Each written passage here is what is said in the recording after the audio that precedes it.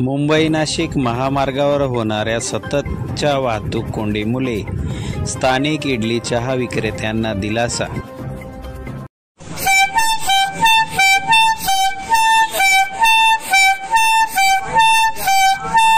गेल्या अनेक दिवसांपासून मुंबई नाशिक महामार्गावर शहापूर ते वाशिंद परिसरात मोठ्या प्रमाणात वाहतूक कोंडी होत असून 7 ते 8 किलोमीटर पर्यंतच्या लांबच लांब रांगा लागत आहेत।